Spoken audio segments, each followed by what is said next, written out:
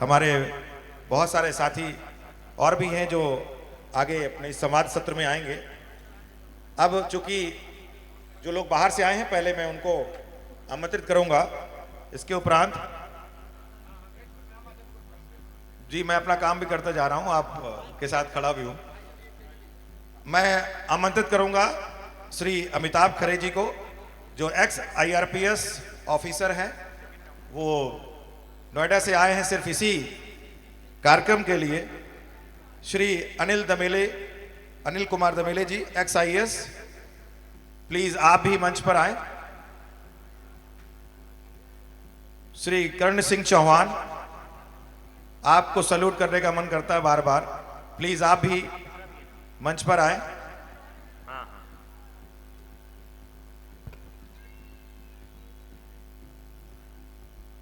Please.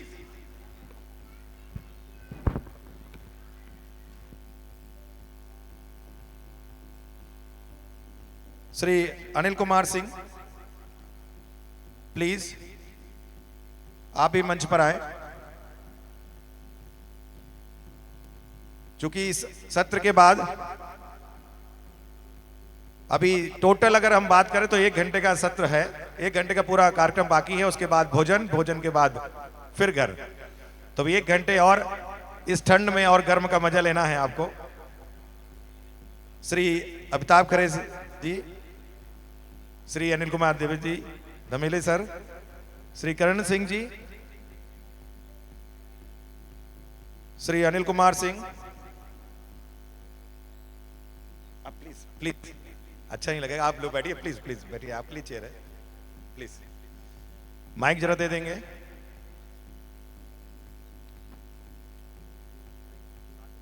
हाँ अच्छा, वहां उनको पकड़ा दीजिएगा।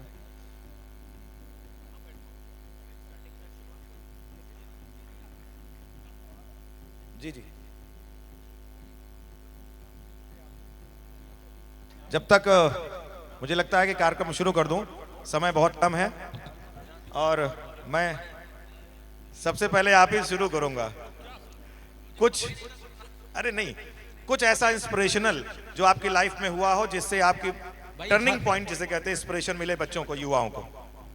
खुला हुआ ऐसा है बंधुवर, यदि हम अपनी कहानी बताने लगेंगे तो फिर तो पैदा होते ही जो इंस्पायरेशन जो होता है, जब किसी की सोच हो तभी उसको इंस्पायरेशन माना जा सकता है।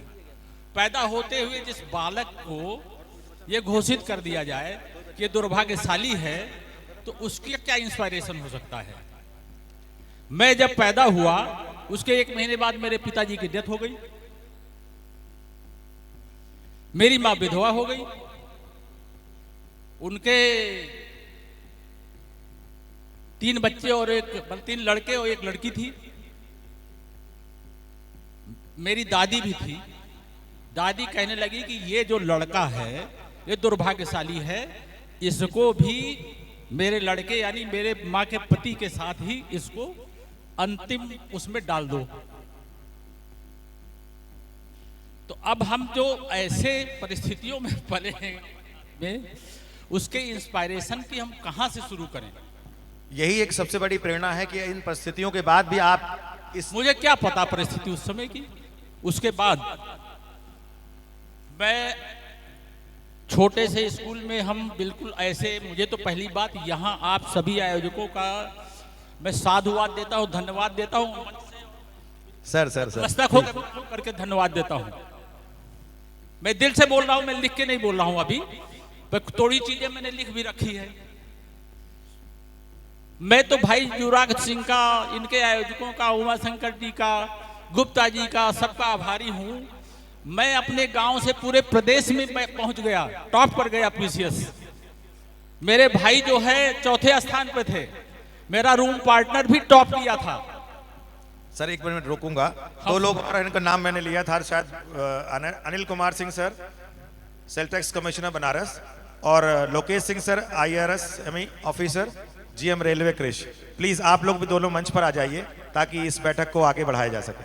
सर कंटिन्यू करें प्लीज। ऑब्जर्वर के रूप में मैंने देश के कोने कोने में काम किया है, 6-7 उसमें।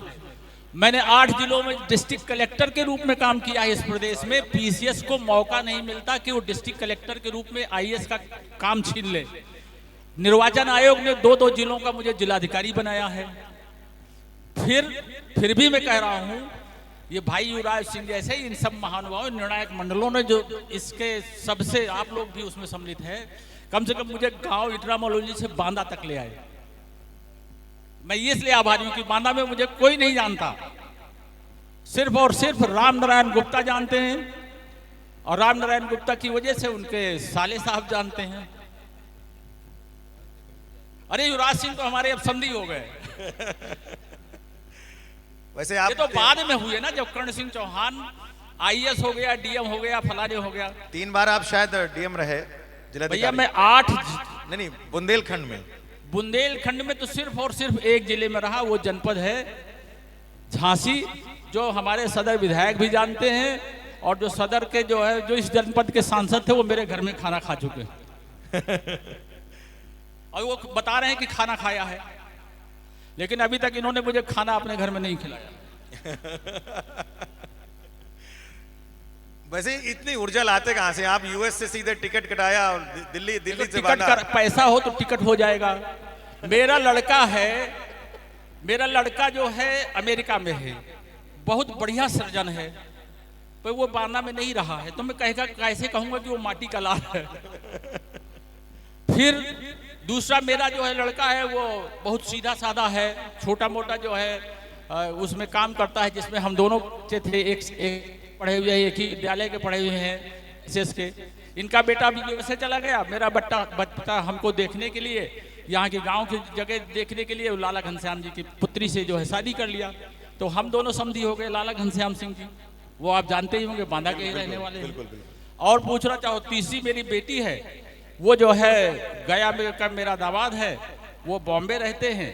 बस इस तरह से मेरा परिवार है। रिटायरमेंट के बाद भी माननीय योगी जी ने हमको फिर से जज बना दिया आईएएस से। क्या बात। तो हम इलाहाबाद में हाई कोर्ट का एक जज इधर बैठता था और एक इधर बैठते थे, हम भी उनके साथ एक लास्ट सवाल पूछूंगा आपसे, हम भी उनके साथ जज हो गए। युवाओं को क्या प्रेरणा देना चाहेंगे एक बिल्कुल क्रिप्स में? अगर हम भाई मैं अब बता रहा हूं, युवा कैसे भी करे, उनसे कुछ हस्तक्षेप तो करो कि हम अपनी इंडिपेंडेंस, मेरा बेटा भी कहता है I don't want to compromise with my independence. मैंने कहा ठीक है, मैं कहता हूँ बेटा शादी कर लो, तुम यूएसए में हो, इतने बड़े सर्जन हो गए हो, तो मैं उनसे हस्तक्षेप नहीं करता हूँ। भैया जैसे तुम्हें लड़की चाहो वैसे से कर लो, लेकिन मेरे अपने जो सिद्धांत थे वो है, उसके लिए मैंने ज़्यादा लिखत पढ़त किया नहीं हूँ, तो मुझे अपना कागज निकालना पड़ेगा, जो बैठे बैठे मैंने बातें लिख दी हैं।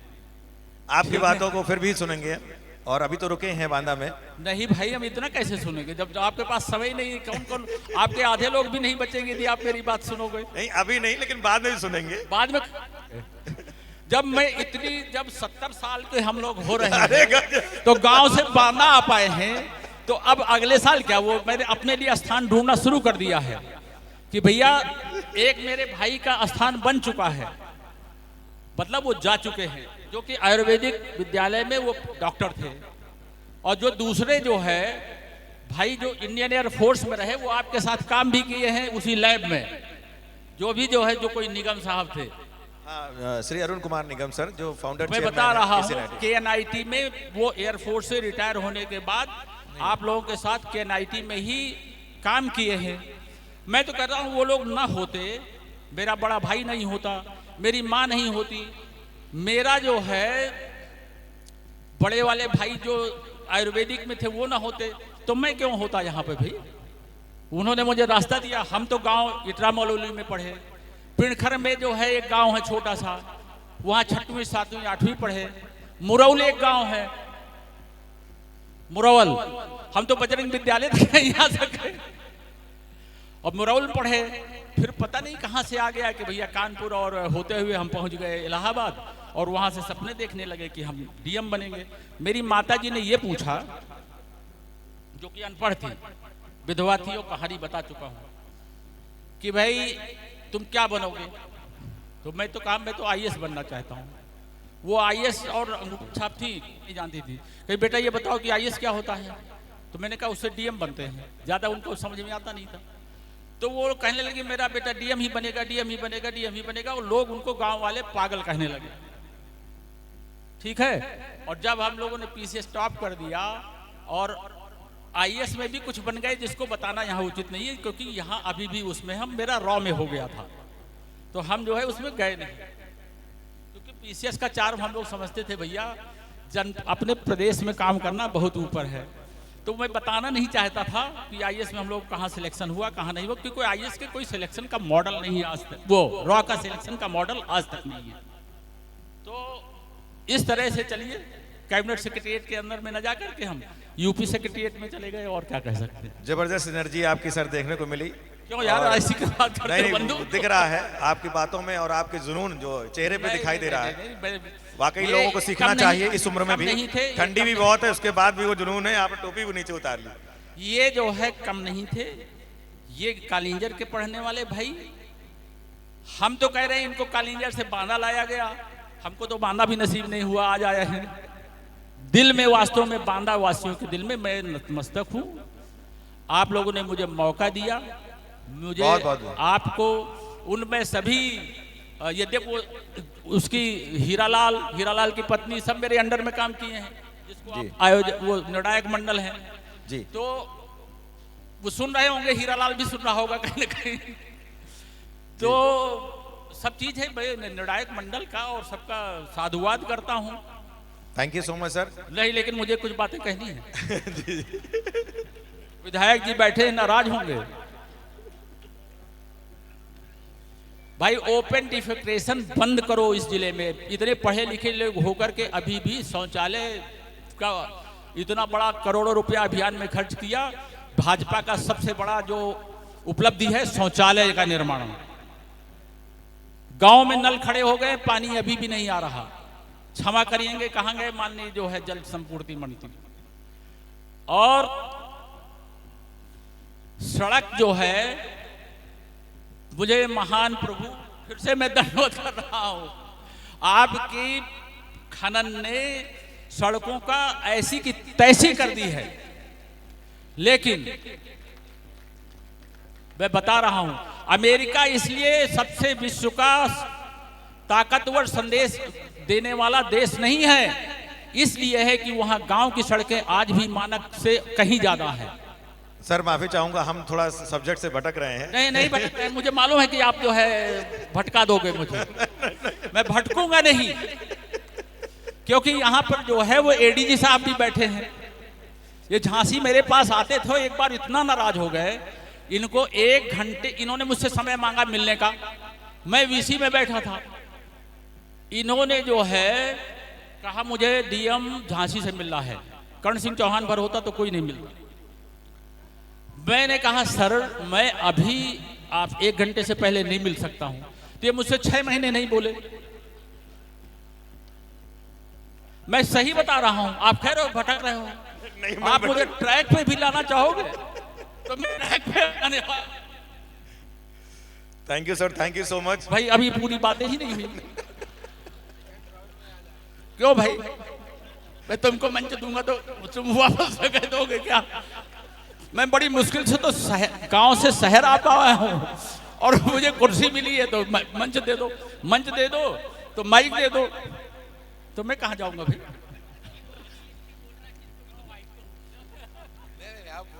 नहीं अनिल सर से भी रिक्वेस्ट करूंगा। बहुत अच्छी बात कही इन्होंने कि मैं भी युवाओं के लिए मैं बता रहा हूं। मेरा एक सिद्धांत था, एकला चलो रे। That was the motto. आप लोग तो नहीं बोलना चाहते थे इस बिंदु पे। नहीं मैं छीन लिया हूं आपका वो। जिन परिस्थितियों में मैं पड़ा, उन परिस्थितियों ने मुझको ये कंपेल कर दिया कि मैं अकेले चलूं। और फिर मैंने एकला चलो रविंद्रनाथ टैगोर को पढ़ा, सुना। और मैं कह रहा हूं स्वतंत्रता संग्राम के जो इंडियन वार ऑफ इंडिपेंडेंस था, उसका भी जो है मूल स्रोत यही था, जिसको जो है महात्मा गांधी ने भी जो है सीखा। ये उमाशंकर जी जो बता रहे थे, ये एक श्रम का, ये एक दुखों को, हर तरह की क्षमताओं में विषम परिस्थिति में रहने का जो एक जज्बा देता था, वो मेरा मूल वाक्य था। और मैं बता रहा हूं कि जब इलाहाबाद यूनिवर्सिटी में पढ़ते थे तो महान विद्वान जो हमारे उस समय कोचिंग कोई नहीं होती थी, जो लोग जो है दूसरे लोग पढ़ते थे उनसे हम ग्रहण करते थे और फिर अपने रास्ते से अकेले चलते थे। मैं युवाओं को वो करना चाहूंगा, अपनी प्रतिभा मत खो, आप जो है अपना स्थान खुद बनाओ और सब अच्छाइयां सीखो, उसको जो है ग्रहण करके अपना रास्ता, अपना मार्ग स्वयं प्रशस्त करो और निश्चित रूप से आपको सफलता मिलेगी। बहुत बहुत धन्यवाद सर, मजा आ गया। माइक लेना चाहता हूँ ले लो भैया। अनिल सर, आपके साथ रहे, एक साथ पढ़ा, आपको नहीं लगा कि कभी आपने माइक देने नहीं चाहते हैं आपको? अरे अब रहने दो भाई। आओ लाओ भाई, हम दोनों बैचमेट हैं, क्षमा करिएगा फिर से, हम एक दूसरे का माइक छीनते रहे हैं। और हम जो है पीसी बनर्जी और एसएसएल में गालियों का बौछार होती थी, इसलिए हम यहाँ गाली नहीं देना चाहते। और जो भी हॉस्टल में रहने वाले होंगे वो भी जानते होंगे, तो इसलिए फिर से क्षमा करेंगे यदि कोई गलत बात निकल जाए। तो अब हम बताते हैं कि एक कविता है कि जहां न जाए मतलब रवि वहां जाए कवि, और जहां न जाए रवि और जहां न जाए कवि वहां जाए अनुभवी। तो हम 70 साल के अनुभवी हैं भाई, बहुत बढ़िया।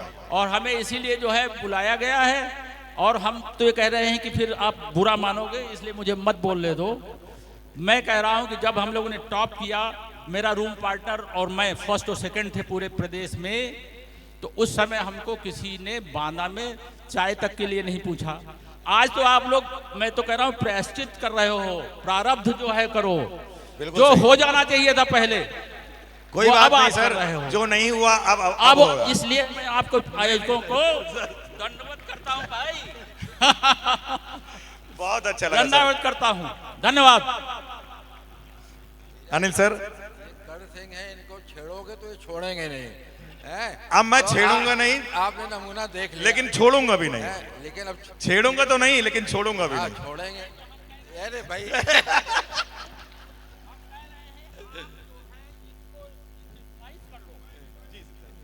आप जो सबका सम्मान करते हो, इसको संस्थागत के रूप में कर लो। अगले साल से जो भी यहाँ पर इस जनपद का और इस मंडल का और इस, मैं कहता हूँ, बुंदेलखंड का नाम करे, उनको आप आयोजित करो। मैं 10% अपनी पेंशन का आपको कंट्रीब्यूट करूंगा। और सुनिए, अभी सुनना है आगे ना, मैं कंट्रीब्यूट करूंगा। और जो मैं झूठ बोल रहा हूं तो आप बिल्कुल जो है उसको किसी भी उसमें लिखवा लो, मतलब स्टाम्प पेपर में, बस ठीक है। फिर क्या, जय हिंद।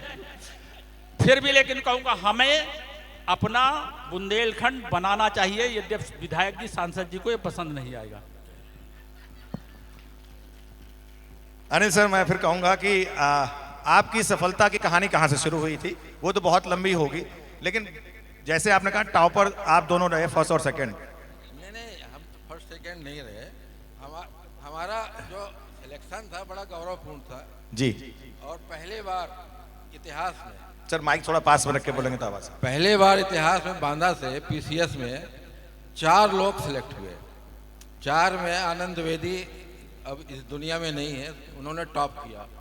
हमारे कर्ण सिंह चौहान सेकंड रहे और मेरी चौथी पोजीशन आई। मतलब विदिन 5 में हम लोग 3 रहे। और जगत राज त्रिपाठी अब चूँकि चला गया है, वो उसमें चित्रकूट मंडल चला गया है, उसके भी 10वीं पोजीशन रही।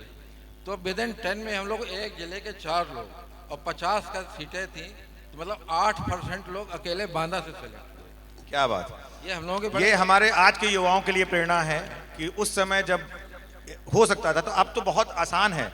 आसान इस सेंस में कि सुविधाएं उपलब्ध है। नहीं, अब आसान इसलिए है कि हम लोगों के पीरियड में कोई कोचिंग नहीं थी, तो हम लोग कोचिंग नहीं करते थे। लेकिन हम लोग एक दूसरे का बड़ा सहयोग करते थे। हमारे जो हॉस्टल में सीनियर होते थे वो पूरा मतलब कोचिंग करते थे, कोई चीज़ पूछने जाइए करते थे, अपने नोट्स देते थे। जब सिलेक्शन होता था पूरा सामान छोड़ के चले जाते थे। और हम लोगों ने तो ये सोचा नहीं था कि पीसीएस बनना है या आईएएस बनना है। कालीजर गांव से चालू हुए। कालीजर बड़ा ऐतिहासिक गांव है, आप लोग जानते होंगे। कालीजर किला शायद ही कोई यहाँ पर बैठा जो न जानता हो। और ऐसा गांव कि जिस गांव में ना बिजली ना पानी, पानी के कुएँ 40 फीट 50 फीट हाथ वाले। तो हम लोगों ने उन परिस्थितियों में कालीजर में प्राइमरी करी और बांदा में भी आगे पढ़े तो बजरंग इंटर कॉलेज में फेंक दिए गए। यहाँ भी कालीजर का स्कूल तो हमारा जो है कम से कम पक्का था। यहाँ खपरेल वाले स्कूल में पढ़े और इसके बाद इंटर यहाँ किया। हमारे साथ सुलखान सिंह जो आईपीएस से डीजी हुए, हमने और उन्होंने इंटर एक साथ किया। तो बजरंग इंटर कॉलेज जो है, जब हम लोगों का बीएससी में वहाँ हो रहा था तो सब लोग अपना इंट्रोडक्शन दे रहे थे कॉलेज का नाम। तो अधिकांश लोग जीआईसी वाले थे, जीआईसी इंटर कॉलेज, उसमें बड़े टॉप के कॉलेज होते थे। हमने जब बताया बजरंग इंटर कॉलेज तो पूरा सभी लोग हंसने लगे। तो ये कॉलेज महत्व नहीं रखता है, कहने का मतलब ये है कि आप किस गांव से पढ़े हैं क्या है वो महत्व नहीं रखता। महत्व रखता है कि हमें किस टीचर ने पढ़ाया है। हमारे गुरुओं का बड़ा योगदान था। वो बड़ा हमारे प्रिंसिपल थे बजरंग इंटर कॉलेज में प्रोफेसर वो डॉक्टर चंद्रधर द्विवेदी, सीडी द्विवेदी साहब। और उनके अगर सिर में हाथ गया तो किसी न किसी के डंडा पड़ना है। उन्होंने लड़के छांट रखे थे। हम लोगों के पीरियड में जो बजरंग इंटर कॉलेज जब उन्होंने संभाला तो बहुत फर्स्ट क्लास वगैरह नहीं आती थी और यूपी बोर्ड में फर्स्ट क्लास आना बहुत बड़ी बात मानी जाती थी। तो हम लोग बिना मतलब डंडे पड़ते थे। जरा भी रास्ते में मिल गए कहीं स्कूल में वॉशरूम जा रहे हैं, पानी पीने जा रहे हैं, प्रिंसिपल साहब मिल गए तो एक डंडा पड़ा, हाई स्कूल में फर्स्ट आना है। इंटर तक नहीं छोड़ा उन्होंने। इंटर में मिल गए तो इंटर में फर्स्ट आना है, एक डंडा पड़ जाता था। तो उनकी बदौलत हम लोग पहली बार बजरंग इंटर कॉलेज में 15 लोग हाई स्कूल में फर्स्ट आए, सेकेंड आए। उससे हम लोगों का हौसला बढ़ा। और यहाँ पे बहुत बड़ा इस समय व्यापारिक प्रतिष्ठान हो गया है, वो भी सब कालीजर से ही आके हम लोगों ने यहाँ बताया। तो व्यापार से संबंध होते हुए भी हम लोगों का सर्विस में आना एक बड़ी बात है। क्योंकि हम लोग बड़े सेफ साइड थे। तो सेफ साइड का मतलब ये था कि अगर सिलेक्शन होगा नहीं होगा तो दुकान कहाँ गई है। तो एक ये भी मतलब आपका जो है आर्थिक बैकग्राउंड कैसा है ये भी बड़ा महत्व रखता है। लेकिन मैं ये कहना चाहूँगा कि जो भी करते हैं, कंपटीशन देते हैं या जो भी देते हैं, उनको कोई ना कोई एक स्किल या प्रोफेशनल कोर्स जरूर साथ में करना चाहिए। जैसे हम लोग दे रहे थे, हमने बड़ा शॉर्टकट पढ़ा। हमने एमए एमएससी कुछ नहीं किया, बीएससी किया, बीएससी के बाद एलएलबी कर लिया। लोगों ने कहा भाई एमए एमएससी करो अगर आपको कंपटीशन देना है। हमने कहा भाई हमको जल्दी है, हम अगर सिलेक्शन हुआ ठीक है, नहीं तो काला कोट पहन के प्रैक्टिस करेंगे हाई कोर्ट में। तो एक प्रोफेशनल डिग्री कोई ना कोई आपके पास होना चाहिए। इसके साथ आप बहुत ही आसानी से कोई भी कंपटीशन दे सकते हैं। सही कहा आपने कि नॉर्मल कोर्स के साथ एक प्रोफेशनल डिग्री होने से कॉन्फिडेंस रहेगा युवाओं के कोई अंदर। ना कोई स्किल होना चाहिए आपके पास जी। कोई जरूरी नहीं है कि आप जो है आईएएस बने, पीसीएस बने। जिस क्षेत्र में आपका मन लगता है उस क्षेत्र में आप जाएं, वहाँ पर आप अपनी प्रतिभा दिखाएं, आपकी प्रतिभा को सम्मान मिलेगा। Thank you sir. और जो है एक बशीर बल साहब का शेर है किसका कि कौन कहता है कि आसमान में सुराख नहीं हो सकता, एक पत्थर तो तबीयत से उछालो यारो। तो अगर बहुत आप बढ़िया, ठाल लेंगे बहुत तो कुछ बढ़िया। भी बन जाएंगे। मैं इन्हीं शब्दों के साथ सभी को नमन करता हूँ और सभी लोगों के जिनके अपने हमारे वरिष्ठ बैठे हैं उनके आशीर्वाद से, मसौरिया जी बैठे हैं, इनसे भी मैंने बड़ा सीख लिया है। और इनका हमने ठेला भी देखा है, जब इन्होंने रस बेचते थे ठेला देखा है। उस समय हम जिक्र किया इससे पहले। हाई स्कूल इंटर में पढ़ते थे। तो बहुत लोगों का संघर्ष देखा है और उस संघर्ष से बहुत कुछ सीखा है। और यहाँ भी हमने शिक्षा के क्षेत्र से हम काफ़ी जुड़े थे। जो यूपीटीयू है आज एकेटीयू कहलाता है, अब्दुल कलाम टेक्निकल यूनिवर्सिटी, इसका मैं फाउंडर रजिस्ट्रार हूँ। जी सर, मुझे पता है क्योंकि जब हमने कॉलेज शुरू किया था उस और दौरान KCNIT बनने में हमारा बड़ा योगदान है। और यहाँ पर एग्जामिनेशन सेंटर नहीं था जी। लोग जब एंट्रेंस एग्जाम होता था तो लोग या तो झांसी जाते थे या वो जाते थे। तो आपके जो सीए हैं, इनका क्या नाम है, गुप्ता जी, ये आते थे। तो हम जी जी। तो हमने इसको जो है एग्जामिनेशन सेंटर बना दिया आपके KCNIT को, कि बांदा के लड़के जो है आसपास के जब यहाँ एग्जाम देंगे आपकी बिल्डिंग देखेंगे। जो मैंने आपकी बिल्डिंग घूमी थी जब रजिस्ट्रार था तो मैं आया था। तो हमको जो आपका हमने संसाधन देखा, इंफ्रास्ट्रक्चर देखा, हमने कहा ये तो वर्ल्ड क्लास है, यहाँ लड़के क्यों नहीं पढ़ते। हमने कहा जब एग्जामिनेशन सेंटर हम बना देंगे और लड़के यहाँ आकर एग्ज़ाम देंगे तो अपने आप देखेंगे, इसके बाद यहाँ लड़के मिलने लगे। तो बड़ी बात थी, काफ़ी संघर्ष के बाद हमने बीसी से कहा कि साहब बनाइए। अरे कहीं छोटी सी जगह का कहाँ बनाएंगे, लड़के नहीं मिलेंगे। हमने कहा साहब लड़के बहुत मिलेंगे बांदा में, वहाँ पढ़ाई के अलावा कुछ है ही नहीं है, कोई और इंडस्ट्री नहीं, कुछ नहीं है यहाँ के, केवल तो है जो लोग हैं पढ़ते हैं केवल। जी सर। तो पढ़ाई का अपना महत्व। अच्छा, जिस मोहल्ले से लड़के सेलेक्ट होते हैं, हमारा मोहल्ला तो बनौटा बड़ा बदनाम मोहल्लों में है, लोग निकलना पसंद नहीं करते थे गलियों से, क्योंकि जो निकला तो कोई ना कोई गाली खाएगा। लेकिन हमारे जैसे पीडी सेठ साहब थे, आईएएस में सिलेक्शन हुआ उनका, आईएएस हाँ, उनका भी आने का था लेकिन स्वास्थ्य के कारण नहीं आ पाए। पुरुषोत्तम सेठ थे, हमारे कृष्णपाल जी थे, कृष्णपाल गुप्ता जी।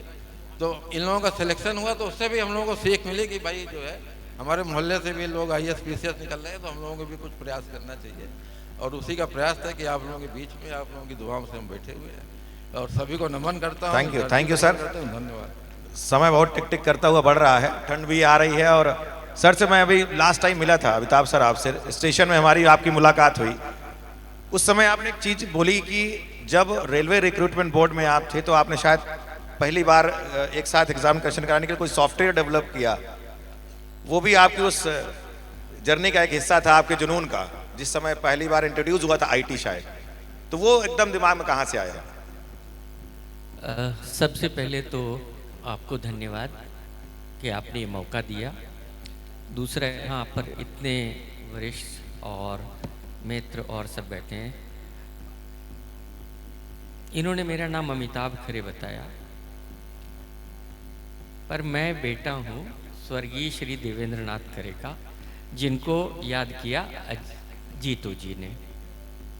मैं बेटा हूँ सद्य अभी पिछले ही महीने जिनका निधन हुआ, स्वर्गीय श्रीमती शांति देवेंद्र खरे का, जिन दोनों ने यहाँ पर अपने आदर्श, सादगी और निस्वार्थ सेवा से भरसक चुप रहकर, पर्दे के पीछे रहकर यहाँ को जो कुछ देने की कोशिश कर सकते थे, उनकी क्षमता में थी, वो किया। मैं प्रपौत्र हूँ स्वर्गीय श्री मथुरा प्रसाद खरे का, जिन्होंने यहाँ स्वतंत्रता संग्राम में भाग लिया था। आप रेलवे स्टेशन कभी जाइएगा तो वहाँ कई नाम खुदे हुए होंगे, उसमें से नीचे की पंक्तियों में कुंवर प्रसाद सिंह जी और मुंशी मथुरा प्रसाद खरे जी का नाम लिखा होगा। मैं उनका प्रपौत्र हूँ। पुरुषोत्तम दास टंडन जी, एक जिक्र अभी यहाँ पर अवधेश नारायण द्विवेदी जी नहीं है, इनके मामा जी वगैरह, तो वो जिक्र बताते हैं कि मेरे जज साहब को उन्होंने आवेदन हिंदी में लिख कर दिया, मेरे बाबा जी ने। जज साहब ने फाड़ दिया कि उर्दू में लिखो या अंग्रेजी में लिखो। वो जज साहब फाड़ते गए। देखिए, आपके हाथ थक जाएंगे, मेरे लिखने में नहीं पड़ेंगे, मैं हिंदी में लिख के दूंगा और कचहरी में हिंदी शुरू करवाऊंगा। पुरुषोत्तम दास टंडन जी यहाँ आए, उन्होंने लाइब्रेरी बनाई थी जहाँ बाबा नागार्जुन जैसे महाकवि आए। यहाँ पर जमुना प्रसाद बोस जी मेरे पिताजी के मित्र थे, उनका जिक्र एक रह गया जिसका मैं जिक्र करना चाहता हूँ। बाबू केदारनाथ पाल जी का, उनका जिक्र करना बहुत ज़रूरी है। तो इन लोगों को याद करने के बाद, दीक्षित जी मेरे गुरु जी हैं, यहाँ बैठे हुए हैं। मैंने हिंदी विषय तो नहीं पढ़ा था। और एक बड़ा आपको एक छोटा सा किस्सा बता दूँ। सुधीर भाई बैठे हैं, जब हम लोग बहुत छोटे थे, इनको याद है कि नहीं, मोहल्ले की रामलीला में ये राम बने थे, मैं लक्ष्मण बना था। ये प्रसंग भी मैं आपको बता दूं। अब जहां तक आपने प्रश्न, देखिए ऐसा है कि रेलवे भर्ती बोर्ड की बहुत बदनामी रही है और मुझे 4 बार जब मेरी सेवा का अवसर मिला, एक पृष्ठभूमि और बता दूं। ये लोग तो बहुत अच्छी अच्छी जगहों पढ़े भाई, इलाहाबाद में पढ़े, मैं इलाहाबाद में नहीं पढ़ा हूँ। ये लोग मान लिए बजरंग विद्यालय या कोई बताते, मुरवल बताते हैं, मैं ज़्यादातर घर पे ही पढ़ा हूँ। 9वीं 10वीं का प्रमाण पत्र मेरे पास यूपी बोर्ड का नहीं है। मेरी आयु कम थी तो मेरे पिताजी ने मुझे वामदेव संस्कृत विद्यालय में डाल दिया था। वहां से मैंने 2 साल पूर्व मध्यमा किया, जो 10वीं के बराबर माना जाता था। तो 2 साल संस्कृत पढ़ने के बाद फिर मैंने इंटरमीडिएट प्राइवेट किया, कुछ दिन डीवी कॉलेज में पढ़ा। और ये जरूर थी कि चूंकि मेरे माता पिता दोनों थे, तो लगभग बांदा के जितने भी स्कूल रहे होंगे, जब जिसमें मन होता था जाके बैठ जाता था, मन उचट जाता था तो दूसरे स्कूल में पढ़ लेता था। नहीं तो घर में मेरे बाबा जी ने जो लाइब्रेरी बनाई थी दयानंद पुस्तकालय 1940 में, वो मेरे लिए शिक्षा का स्थान रहा। मैंने ये कह रहे हैं कि बजरंग विद्यालय की खपरेल थी, तो मैंने तो जिस कॉलेज से एमए किया है, मैंने अंग्रेजी में एमए किया बांदा डिग्री कॉलेज से, उसकी भी छत खपरेल की थी दीक्षित जी को, और बहुत से लोगों को याद होगा। उससे मैंने एमए किया था और अंग्रेजी विषय लेके ही सिविल सर्विसेज की परीक्षा दी और मैंने उसको सौभाग्य है कि मैं पास हुआ। तो अगर कोई मेरी शक्ति है तो वो बांदा की जमीन है, बांदा का जल है, बांदा के पूर्वज जो हैं और जो मेरे मित्र हैं, मेरे अग्रज हैं और मेरे छोटे भाई हैं, उन सब से जो ऊर्जा मिलती है वही मेरी शक्ति रही है। कई बात इतनी बदनामी थी कि कभी रेलवे भर्ती बोर्ड में लोग कहते थे घूस चलती है, लोग कहते थे परीक्षाएं नहीं होती। 6-6 साल तक मेरी भतीजी यहाँ बैठी है, उसको 6 साल के बाद प्रवेश पत्र मिला तो बोली ये मैंने कब फॉर्म भरा था, ये स्थिति थी। 4 बार मुझे जब बोला गया, मैंने कहा नहीं, मैं रेलवे भर्ती बोर्ड में हाथ नहीं डालूंगा। फिर मैं देख रहा हूँ आपका समय हो रहा है, सॉरी सर, सॉरी। नहीं, मैं समझ रहा हूँ और लोगों के लिए ठंड भी हो रही है, तो मैं खाली संक्षेप में ये बता देता हूँ कि जो परीक्षाएं उनको मैंने केंद्रित किया। जो परीक्षाएं 2011 से लेकर 2018 तक के अवधि में 5 करोड़ से ज्यादा आवेदन पत्रों को हैंडल करने के बाद लगभग 2 लाख लोगों को नौकरी मिली है उस समय, और बिना किसी शिकायत के मिली है। जो परीक्षाएं 40 शहरों में होती थी वो 312 शहरों में की। बारामूला कश्मीर से लेके लक्षद्वीप अंडमान तक परीक्षाएं ने आयोजित कराई और 16 भाषाओं में परीक्षाएं आयोजित कराई, ताकि सब लोगों को एक अवसर मिल सके। और अगला सवाल पूछेंगे, अंतिम सवाल पूछेंगे, मैं पहले ही बता देता हूँ, आप पूछो युवाओं का क्या संदेश है युवाओं के लिए और लोगों को बोलना है। देखिए, मेरा ध्येय रहा है, मुसलसल सफर है जिंदगी अपनी, मुसलसल सफर है जिंदगी अपनी, मंजिल पे पहुंचे तो मंजिल बढ़ा दी।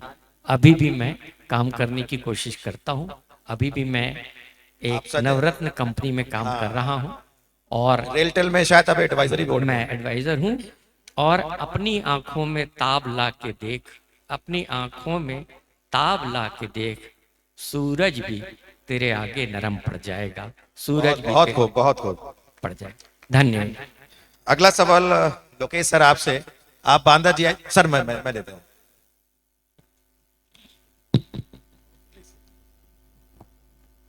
शायद बांदा जीआईसी से आपने शिक्षा ली और फिर इस वर्तमान में जीएम रेलवे कृषि में है। ये सफर का एक मूल मंत्र क्या था आपके दिमाग में जिसकी वजह से यहां तक पहुंच पाए? तो प्लीज बैठिए। मैं थोड़ी देर खड़ा इसलिए नहीं हो रहा हूँ, सर्दी लग रही है, किटकिटाहट हो रही, तो मैंने कहा थोड़ा गर्मी आ गई। तो पहले तो इस बांदा की माटी को मैं नमन करता हूँ और दूसरी तरफ मैं आप सभी से थोड़ा इतर हूँ। मैं एक वो बीज हूँ जो इस बांदा की माटी में रोपा गया था। मेरे पिताजी बैठे हुए हैं, श्री प्रताप सचान जी, जो भहुआ इंटर कॉलेज के प्रधानाचार्य होते थे। 62 में आए, 20 साल की उम्र में, और मैंने 74 में जन्म लिया। तो मैं थोड़ा डिफरेंट हूँ क्योंकि सचान टाइटल लगा है, तो हम लोग कानपुर से मुल्ता आते हैं। तो मैंने जो अपनी मातृभूमि मैंने बांदा को माना। पिताजी के लिए केस थोड़ा डिफरेंट हो सकता है, तो इसलिए मैं इस माटी को नमन करता हूं। जैसा कि मेरे पूर्व के वक्ताओं ने कहा, वाकई में यहाँ के पानी में दम है, हवा में दम है, और इसी का यह नतीजा था कि मैं इस सफर को तय कर सका। मैं गांव का बहुत एक मामूली बच्चा था, शायद पिताजी ने मुझे इस बांदा नहीं भेजा होता तो मैं बिगड़ैल होता। मैंने उस 10 साल की उम्र में वो सब कुछ किया जो कि जिसके लिए कि बांदा की धरती बदनाम थी, कट्टा भी चलाया, वो सब किया, समझ चुके होंगे उसके पीछे क्या था। लेकिन मेरे पिताजी की इतनी समझ थी कि उन्होंने कहा बेटा 9th से ही मुझे इस बांदा की गलियों में भेज दिया। मैं 10x10 के कमरे में हम रहते थे। मुश्किल से 50 मीटर का एक गांव है करौली, और प्राइमरी टाट पुट्टी से पढ़ा हुआ विद्यार्थी था। पढ़ने में अच्छा था, IQ अच्छा था, लेकिन संगति शायद बुरी होती जा रही थी। शायद ऐसा लगा होगा, पिताजी ज्यादा बच्चों से शायद शेयर नहीं करते थे, और मैं इस तरह से यहाँ आ गया। यहाँ की गलियों में भूल गया, मुझे नहीं, मेरा कोई दोस्त नहीं था। मुझे स्वराज कॉलोनी की एक जगह थी जहाँ पिताजी के शिष्य के पास रख दिया गया। इस तरह से मेरी यात्रा शुरू होती है। और जब मैं कॉलेज में जाता हूँ, भगवा कॉलेज में 9th तक पढ़ा था, और 10वीं मेरा DAV होता है। DAV में जैसा कि होता है कि हर शहर में एक बच्चा होता है, एक टॉपर होता है। हमारे अग्रज हैं मसरहा साहब, उनका बेटा होता था। जैसे ही नाम सुना कि विराग मसरहा, तो हमारे होश उड़ गए कि वो टॉपर थे, नंबर भी वैसे नहीं आते थे। और इस शहर में आने पे सबसे बड़ी चैलेंज थी खड़ी बोली कैसे बोलूंगा, कम्युनिकेशन बड़ी चैलेंज, क्योंकि खड़ी बोली बोलनी आती नहीं थी, गांव के बच्चे थे। तो सबसे था मैं कैसे बात करूं। तो एक मैथ सहारा बना, जिसके सहारे मैं खड़ा हो पाया। जब लोगों से इंटरेक्ट किया तो पता चला सबने मेरी धात मांग ली कि एक ऐसा बच्चा है जिसे कभी भी किसी भी समय प्रश्न पूछ लो तुरंत बताता है। इस तरह से मेरी यात्रा शुरू हुई। थोड़ा अन्यथा मत लीजिएगा, चूंकि आपने कहा संदेश क्या देना चाहते, तो मेरे जीवन में ही एक संदेश छिपा हुआ है, इस यात्रा में छिपा हुआ है। और यहाँ से शुरू होता है। तो पहले एक टीचर होते थे, मैंने उनका नाम भूला, जिनको कि हम प्यार से तिलकधारी जी कहते हैं। हाई स्कूल हुई, मुझे नहीं मालूम उनका क्या था। किसी बच्चे को हमसे आगे, जिसको कि मैं स्वीकार नहीं कर पाया, क्योंकि मैं भी कहीं से आया था, प्रथम आया करता था। तो मुझे लगा ऐसा कैसे, तो उन्होंने कहा नहीं ऐसे ही है। तो मैंने कहा नहीं, मुझे वो लगा। और यहीं से बोर्ड का एग्जाम, हाफ ईयरली 10th का आप जानते हैं, बड़ा सीरियसली नहीं लेते, ना टीचर लेते ना बच्चे लेते हैं। और यहीं मुझे शायद धक्का लगा, वो मोड़ आया। मैंने कहा नहीं, मेरी वो पहचान नहीं बनी। और 10वीं मैंने 20वीं रैंक उत्तर प्रदेश स्तर पे पाई। ये 89 का सन था। और इस तरह से जिस टीचर ने मुझे कुछ नहीं माना था, उसने मान लिया। और अनिल कुमार मेमोरियल करके एक अवार्ड होता था, मुझे पहली बार चांदी का सिक्का इस तरह से पहनाया गया। शायद उसने मुझे धक्का दिया और मेरी यात्रा चल पड़ी। फिर तो लंबा वक्त निकलता गया, और मैं इंटर किया। इंटर में मुझे 16वीं रैंक आई। राजनाथ सिंह साहब उस समय शिक्षा मंत्री थे। मेरे पिताजी को, मैं उस समय जा चुका था बीटेक करने लखनऊ, और मैंने मात्र एक एग्जाम दिया था, चूंकि साधन नहीं होते थे। जैसे कि मेरे से पूर्व के वक्ताओं ने सारी परीक्षाएं लखनऊ में देनी होती थी। राजीव गांधी की उस समय किसी का डेथ हुआ था, उसकी वजह से। तो इस तरह करके मैं वहां पहुंच गया, और ये यात्रा शुरू हुई। 91 मैंने बीटेक, 91 से 95 के बीच बीटेक किया। ऑल इंडिया टॉपर हुआ LNT का, और मैं लार्सन टूब्रो मल्टीनेशनल में पहुंच गया। फिर वहां से सपनों में, जैसे वो बार बार आता है ना कि मंजिलें उन्हीं को मिलती है जिनके सपनों में जान होती है। पंखों से कुछ नहीं होता, हौसलों से उड़ान होती है। तो ये एक ऐसी चीज थी जो आती गई, और मैं आगे बढ़ता गया। फिर लगा मैं छोड़ के आ गया, IIT कानपुर आया, MTech करने आया। फिर भी वहां मन लगा नहीं लगा, कि वो प्रोफेसर ने कहा नहीं IAS नहीं दे सकते आप, आपको इसी काम को, रिसर्च को करना होगा। फिर मैं छोड़ के चला आया DRDO में। उस समय कलाम साहब ने स्टार्ट किया था, शायद उन्होंने मुझे वो प्रेरणा दी, और मैं उनके साथ मिसाइल प्रोजेक्ट में जुड़ गया। 3 साल काम किया। फिर उन्होंने चूंकि प्राइम मिनिस्टर का एडवाइजर बन गए, और हम लोग फिर भटक गए। पहला अटेम्प्ट मैंने रेलवे का दिया, और मुझे इस तरह से भारतीय रेल सेवा मिली। 98 के बैच में ज्वाइन किया, 99 में, और अब तक का 26 साल का सफर पूरा हो चुका है, और दायित्व तो निभा रहा हूँ। आप जो ये आज आप इस नगर के लिए अभी पता चला कि वंदे भारत में मिली है, उसके लिए आपको बहुत बहुत शुभकामनाएं। Thank you sir. और इस यात्रा को हम मंगल बनाने का काम कर रहे हैं। इस चीज को आप समझ रहे हैं। तो जो भी हमारे कर्तव्य हैं, उसको मैं कानूनी तौर पर नहीं लेता, जुनूनी तौर पर लेता हूँ। और इन्हीं सपनों को पूरा करने में आपका जीवन, आपके सपने, हमारे सपने मिलकर मेरे कर्तव्य को तय करते हैं, और यही मेरी वही अचीवमेंट में बन जाते हैं, जिसकी वजह से आज मैं आपके बीच में यहाँ पे हूँ। बस यही मेरा सपना। आपका आना भी हमारे लिए गौरव का क्षण है कि आपने समय निकाला और इतनी दूर से आए। अब मैं सर से निवेदन करूंगा, अनिल सर से, आप इस समय बनारस में हैं, तो आपकी यात्रा तो काफी लंबी रही, लेकिन जो मेन पड़ाव आता है ना, जहां स्टूडेंट अपने आप को, कोई भी विद्यार्थी हो या जो जीवन में सफल होना चाहता है, एक फेल होने के जगह पे खड़ा हो जाता है, वहां पर आपको क्या लगता है, क्या उसको सोचना चाहिए? सबसे पहले मैं आपको धन्यवाद दूंगा कि आप लोगों ने हमें यहाँ बुलाया। मैं यहीं एक गांव भुजरक है, वहाँ का रहने वाला हूँ। हमने हाई स्कूल तिंदवारी से किया। इंटरमीडिएट में पिताजी ने बांदा में एडमिशन कराया, तो यहाँ किराए में एक कमरा लेकर के केडी भाई साहब के यहाँ रहना शुरू किया और यहीं पढ़ते थे। तब राजा भाई साहब का शासन हुआ था और उनके भाई साहब का शासन हुआ था। उसी समय हम लोगों को लगा कि हम लोगों को जाके पढ़ना चाहिए, तो यहाँ से हम लोगों को प्रेरणा मिली। तो यहीं से हम लोग बिना घर में बताए कि हमको इलाहाबाद जाना है, हम लोग जाके वहाँ चले गए। 1 महीने बाद जब लौट के आए तो बताया कि मतलब हम इलाहाबाद जाना चाहते हैं, पढ़ेंगे वहाँ।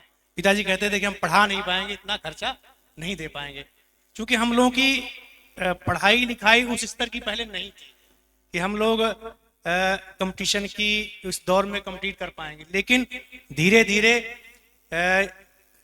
सभी लोगों के मार्गदर्शन से सीखते हुए किसी तरह इस मुकाम को पाया और आज मैं स्टेट जीएसटी में ज्वाइंट कमिश्नर हूँ बनारस में।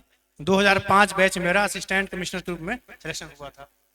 तो सिलेक्शन थोड़ा देर में हो पाया, लेकिन मैं यही कहना चाहूंगा कि जब भी कभी आपको लगे कि अब सब रास्ते बंद हैं, तो वहीं से राह खुल जाती है।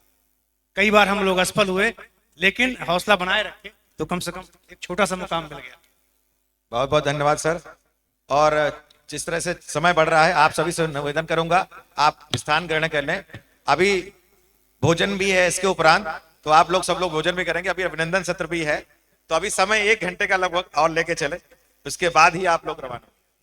मैं केवल एक अनुरोध करना चाहता हूं कि अगले महीने दिसंबर में 20 और 21 तारीख को हम लोग पुनः यहाँ एक साहित्यिक, मैं लगातार हर वर्ष पिताजी की स्मृति में यहाँ पर एक साहित्यिक कार्यक्रम आयोजित करता हूँ और इस बार 20 दिसंबर को वो कार्यक्रम यहाँ हो रहा है, 20 और 21 दिसंबर को। और अब की इस बार चूंकि मेरी माताजी का अवसान हो गया है, तो अब वो शांति एवं देवेंद्र खरे स्मृति समारोह के रूप में होगा। मैं आप सबको यहाँ विनम्रता से आमंत्रित करना चाहता हूँ। आप अगर आएंगे तो हम जो भी प्रयास कर रहे हैं अपनी तरफ से छोटा छोटा, उसमें थोड़ा सा हौसला बढ़ेगा। धन्यवाद। Thank you so much.